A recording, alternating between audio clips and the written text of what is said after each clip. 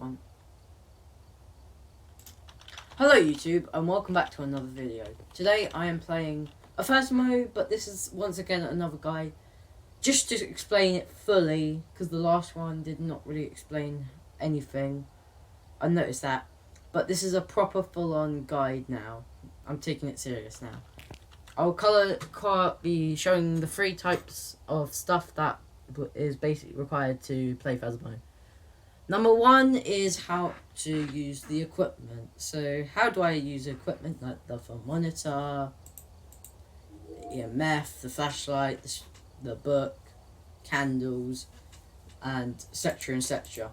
The second bit of the video is going to be explaining how I can find the ghost, what I should do when I'm in the ghost room, like how to find the ghost basically. And the third part is how can I not die during a hunt during the ghost thingy.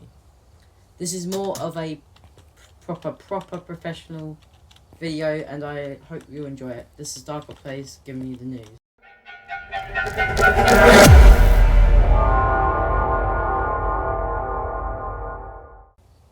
I see you. Stick around to see this professional video then. Good to see it then. Anyways, I will be doing this on Tanglewood and Imitation, because you guys will probably be doing it. Here are the wards for each mode. So for Amateur, you will get 1 times. For Intermediate, you'll get 2 times. Professional, you get 3 times. Nightmare, you get 4. And Insanity is 6. And if you want to do Challenge mode, you can, but it's quite hard. And then you got your customs, that is not what I picked. I'll start with Amateur, and I will try and bring everything I can. Now, before we start this...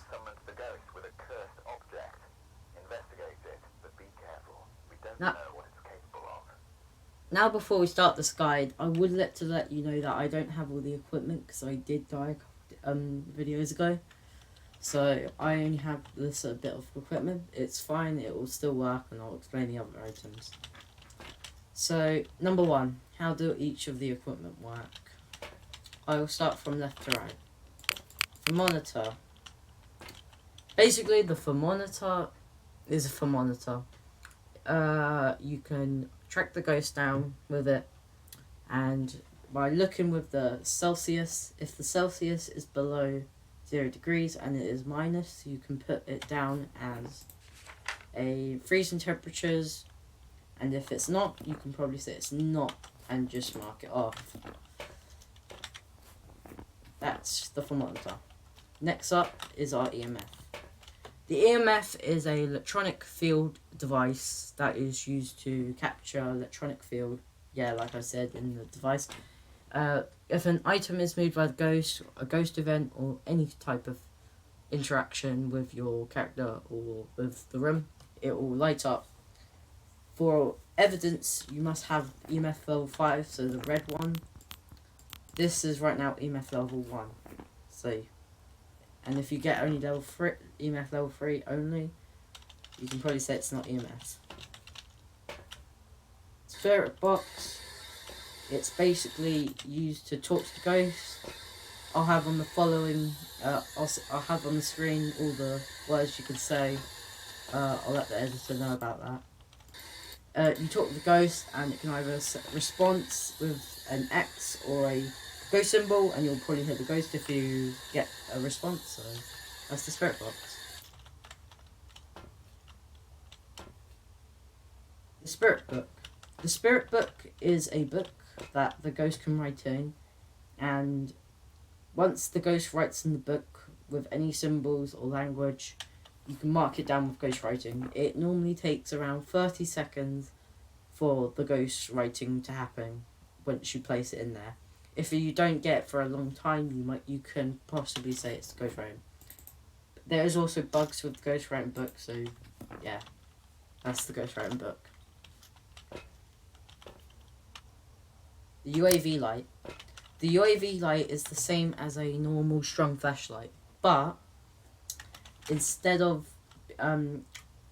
showing the way, it will show fingerprints. Fingerprints just look like your hand, but like really green. It's like green goo, and it can be located on doors and light switches, and yeah, only those two. There is an ability with one of the ghosts, I will say it. It's called the Abake, and the Abake can change its fingerprint look. So if you do see a different fingerprint look, you can put an Abake. That is the EMF, no, the UAV light for you. Dots. Dots it's a machine that will, around a certain radius of the room, will make a lot of dots. And if you are watching on the camera or in person, you can watch it, and if you can also see the ghost walk through it, like you can see it's outlining slowly. If you see that, you can put dots, projector, and there you go. There's the dots. Quite good, quite helpful, but it does take a while. Finally, on the evidences equipment, we have the video camera. The video camera will open up in a minute once you enter in the building, and once you find the ghost room and you place your camera or you're looking in the room with it, you will turn the lights off and you will turn it on, and there'll be night vision. This night vision, you have to be looking through it to see the orbs. Once you have night vision activated, you look through it, and if you can see little dots like the dot projector, but even smaller, moving around, you will get dots. No, not dots, orbs, ghost orb. The mimic has fake ones, so if you try and get 4 evidences for the mimic. I will talk about the ghost types maybe later on in the video, but for now, we're talking about the evidences and the equipment. I've got the strong flashlight that has a radius of this, and we have the we'll say the normal flashlight. So the normal flashlight is $50 per person per purchase for one, and for 4 it is $200. It has a smaller radius and less brighter than the strong flashlight. The strong flashlight is $75 and will cost you around $250, meaning you'll have to spend a little bit more money on these flashlights, but better. It's easier to see, and just it's better overall. I would recommend try and get this as quick as possible. And that's all the equipment you should get normally for free. Oh, and finally the photo camera. The photo camera can be used to take the following things: the bone, cursed items, any interactions, ghosts, and dots and writing. Really helpful, but you get only 5 charges per camera, and there is only 1, 2, 3, 4, another 4, another 2, so you only get 12 photo chances. So please be careful when you're using the camera when you're playing. I've already shown the thermometer. There is other items. For example, the glow stick is basically a UAV light, but instead of doing a little area like this mount, it will basically cover an entire room if it can, depending on the size of the room. But it can see more better, but you have to be carrying it to mostly see stuff. Just like the UAV light. The crucifix, we'll now talk about the defensive items, so items that can protect you from a ghost or just keep you safe more. I'll say the insanity pills. They are normally located in one of these bits. I think it's right here. The sanity pills, they restore 25 on normal easy mode, normal mode 20, professional I think 10, I think still 20, 10, 15, and then nightmare is 5, and then insanity, they don't really recover sanity. Really good for keeping your sanity up and stopping the ghost from hunting you. Although the demon can hunt you if it's got its ability ready, or a yokai. But insanity pills are quite a little bit expensive, but you should be able to afford them. Right, now the second defensive item, the smudge sticks. They have 2 purposes, and I will go through both of them very quick and slowly. Number one, they can cleanse an area. So when you light a smudge stick with the lighter, it will start burning, and with the burning, you can go into a room before it starts hunting. I'll talk about the bit when you're in a hunt. When you are smudging it and cleansing an area, the ghost has to be in there when it is being cleansed. If the ghost is roaming far away and it's nowhere near its room, it's more likely not to work, and the 30 seconds, 2 minutes, or 1 minute will not happen, and it will still attack. The hunting mode one is when you're being chased by the ghost and it's about to kill you. You can light the smudge stick, and for 6 seconds you can basically run and it will not kill you or follow you. So for 6 seconds you can go straight away and hide. It's basically a survivor item. The crucifix only... Right, now the third one. The crucifix. The crucifix is helpful but not always helpful. It has 3 charges. So once you place it in the ghost room and it's that correct ghost room and it tries to hunt while it's in that room, it will take the crucifix radius and it will have to use the crucifix. And if once it uses the crucifix 3 times and you do not have the second one in there, it can begin a hunt. Each time it will start making the crucifix more burn and burn. And once it's at its last one and it's fully burnt, it will no longer be useful and you will no longer be protected with it. Now I will talk about a few more items, like the tripod for example. It just keeps your camera up, that's all, the basic. Won't really go through all that. There is one more thing I want to talk about. No, actually no. They're more of the main items. Okay. Now we can actually go through. So I'll grab all my equipment and we'll head and look at this ghost to see what he is. Don't forget your key, beginners. Let's hop into the game. So now we're hopping into the Tanglewood house to investigate the ghost. Pick up the key. I would recommend doing that. Open these hiding spots if you can. Depends on what game mode you're on. And just try and look for the ghost. I would recommend using an EMF to look for the ghost. But you don't have to. But I just do it because I want to find it. And you want to use your... Basically, you want to hear your ears mostly. Your ears are basically the one that's going to find this ghost. Like that. Quite active ghost. Take a photo.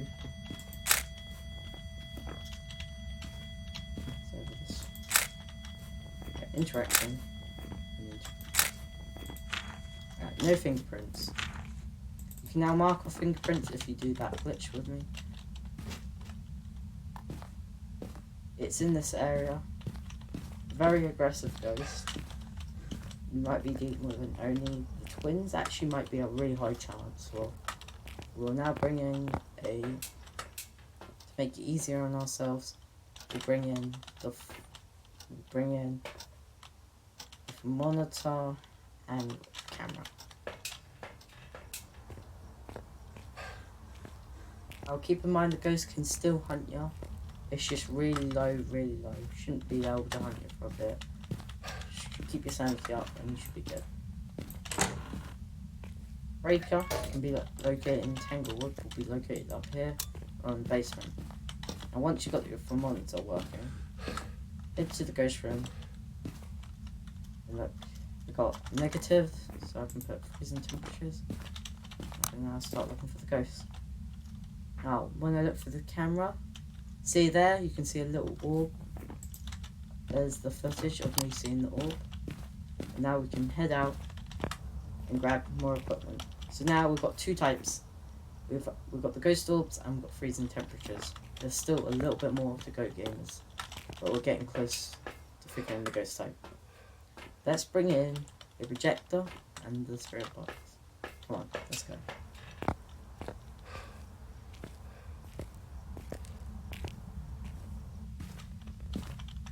Now let's show you how this spirit box stuff works.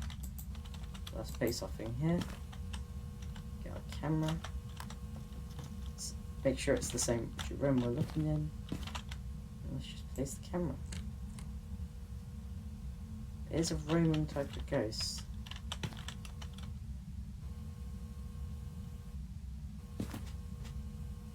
Now we're going to leave the ghost so we don't lose sanity.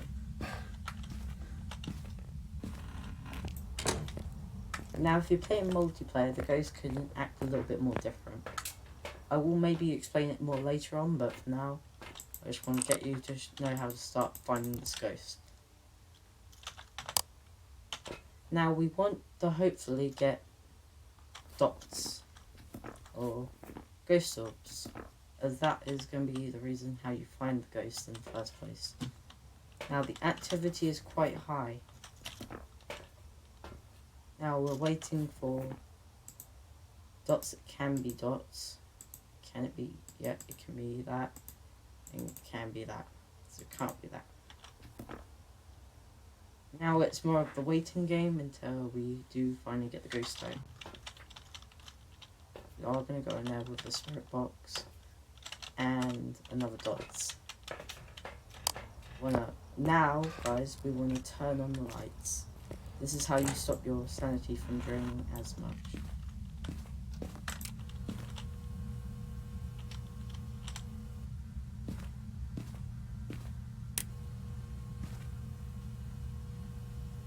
I'll show you.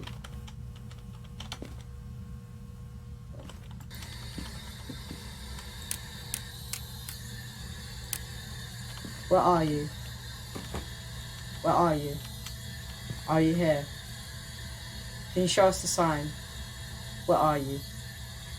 Are you here? Can you show us the sign? Where are you? Can you show us the sign? Are you here? How old are you? There's no response yet. And we are going to move our book.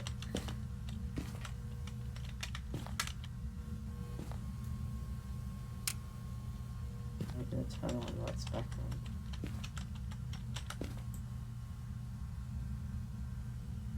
on. Well, if you saw that little outline, then we know what the ghost is.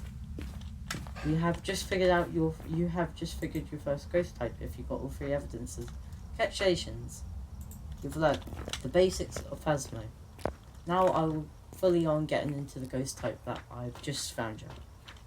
So you probably, to start off with, found a really basic ghost. Hopefully not the Fae, a Dio, a Mimic.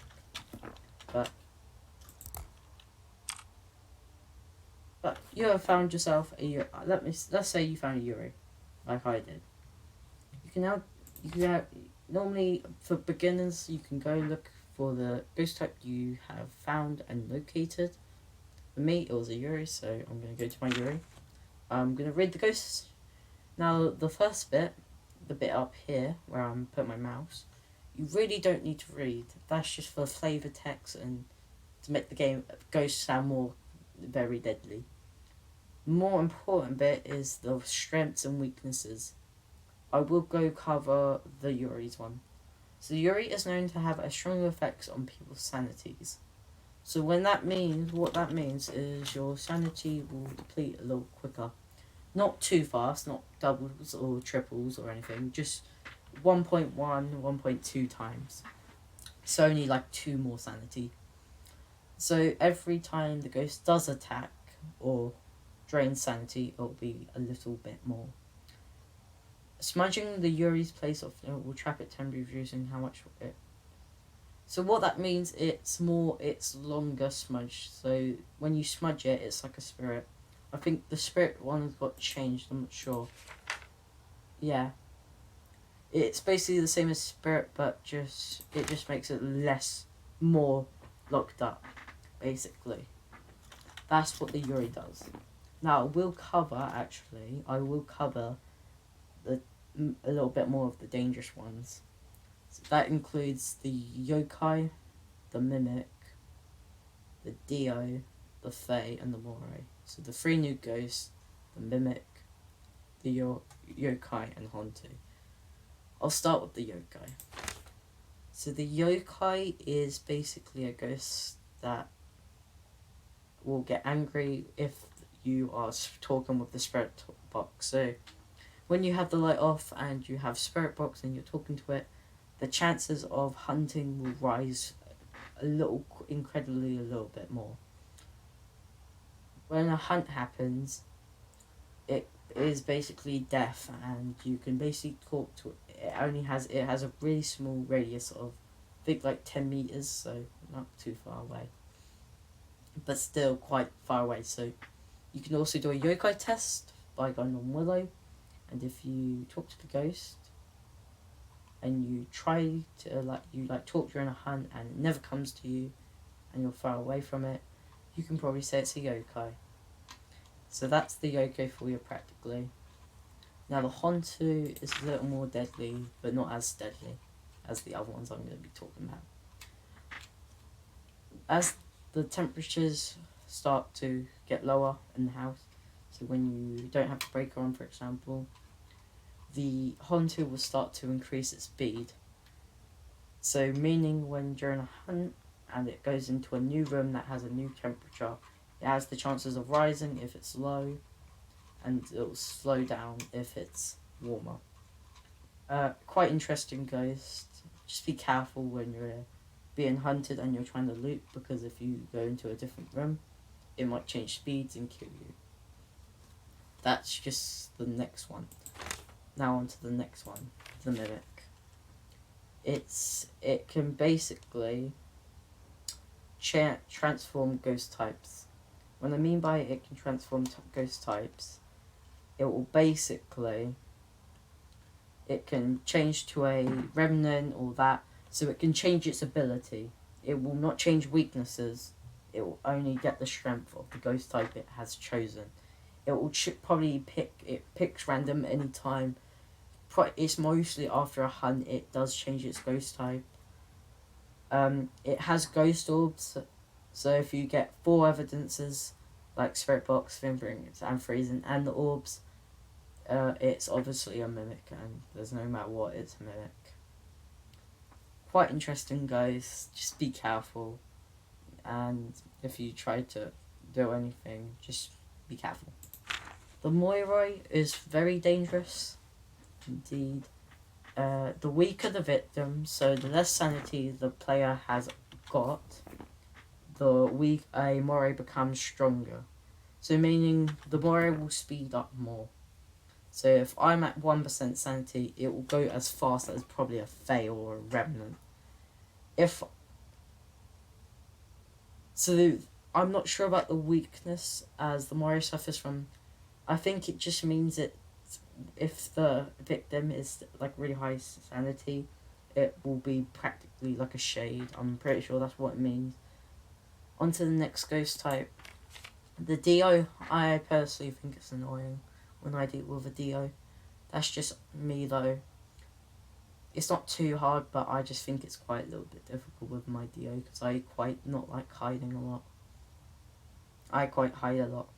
So the Dio is the opposite of a Revenant and will be faster if the player is hiding, and it will basically go faster if every one player is hiding. So just be careful when you're hiding, because if it's really fast, it can quickly find all the hiding spots and probably kill you. Now the weakness, it's the opposite. If you're looking at a Dio, it will be crawling really slowly to you, and it will be really so slow that you could probably walk and it would not kill you. That's the Dio for you. Now the Fae is practically the opposite of a Moiroi. At the start of the game, it's way more active. So it's like a young person, like life. So it's like a life ghost. So it will be more active. It will hunt more early in the game. As the game goes by, though, for the weakness, the Fae will become slower, weaker, and less aggressive, just like a Shade. And so that's why people like to speedrun the game, so you don't lose that Fae. The Faes if you have a Ouija board and you check the age a couple times and it swaps a lot more, you could probably say it's a Fae, and there you go. It's a quick way to find the Fae. Very dangerous at the start of the game, but as you progress, it'll start getting weaker and weaker until it becomes a shade, practically, and it will never hunt you. So that's all the most dangerous, I think. There is other dangerous ones, like the Myling, for example, and the Raichu and the twins. But I don't think they're as dangerous as the ones I've just said. Now, what should you do when you're in a hunt? I won't personally go in there today because the ghost is quite angry with me. But I will say this, the following things you may want to pay attention to while you're looping a ghost or hiding from the ghost. I'll start with how you hide in the ghost. Let's say I am a beginner with a EMF and a flashlight and I'm walking into a hiding spot. Let's say this is the hiding spot. So I get into the closet. And what I want to do first is turn my flashlight off, close the door, or you can do it the other way around, but I would recommend taking your flashlight and the EMF off first. Then also you can either mute yourself or just be really quiet. I'll mute myself because I can still talk. But close the door, have all your electronics off, and just keep the door closed. If it opens, just re-close them. The ghost will not double check. It can only go through, pass it, and as long as the victim is not talking or using equipment, it should not kill you.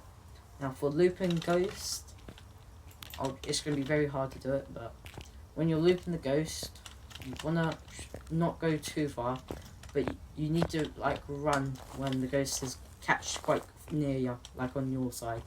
It can also so always just keep going backwards and forwards. You're mainly going to start hiding at the first of the game, but as you progress and you get better at the game, you'll start to loop. It's really good for tests and stuff, so I recommend looping the ghost if that's possible. Now, is that really it for my ghost guide? Practically yes. This is just to properly cover the beginner's guide for you guys that are learning how to play Phasmophobia. I would recommend this to like level 0s to level 100s. I'm personally I'm level 154. But yeah, so I'll recap some of the things. Do not be afraid to go in. Do not get scared. That's what I'm trying to say. Keep your sanity high. Do not try and keep your sanity low, as the ghost will be more aggressive and will attack you more often if you have your sanity lower. If you don't mind that, you can still don't need that tip anyways. Try and use as the most equipment you can possibly use in an area. I know this might sound hard because you're really poor and you don't have any items, but try and use as many equipment as possible to find the ghost, and try and do it very fast as possible, because then it will help you. And yeah, and just remember the tactic where you run into a hiding closet, shut the door, turn your equipment off, mute yourself, and then there you go, you will hide. And then remember for looping that the ghost can trick you, and you need to pay attention to that. Also, one more thing for the smudge sticks, make sure you have got a smudge stick and a lighter with you when you are trying to loop a ghost. So in case you do get into a pickle, you can just use the smudge stick and run off. The best way you can earn money in this game is through the challenge or your daily challenges and weekly. The dailies are quite easy. For example, discover the ghost type is quite easy for you guys. Get ghost spirit boxes, a little harder, but you still get money. Complete an object, this is also easy. And getting money in the photo reward is quite easy. Weeklies are more for like doing like weekly, but you can still pretty much do it in like a day or two. That is pretty much for the Phasmo experience. When you are ready to leave the building and you think you've got the ghost type and you're positive and you've got all the photos and you one thing. By the way, guys, there'll be beginners. If you get full on 3 stars and everything, I don't have that, but if you get 3 stars, and like everything you can possibly get, objects and stuff, you can call it a perfect game. So when you're ready, you can leave with your ghost tie. Make sure you have it circled, not crossed, and the game will teleport you. Put you in. Now I'm going to cut to the bit where I'm in the game. Welcome back. Alright, you have completed your guide and you are now knowing how to play the game. I hope you guys have enjoyed the video. Make sure you hit that subscribe button and like and comment. I am got a new shirt on Roblox, but I will talk more about that when I do a proper stream. I stream on Twitch sometimes and YouTube. Make sure to check that out. I hope this guide has really helped you. And if you want me to add anything else in another guide that I will maybe remake of this one, just let me know. And I think you guys will do great at Phasmo. I recommend it for you guys. And I hope you enjoy it. And goodbye. Stay tuned.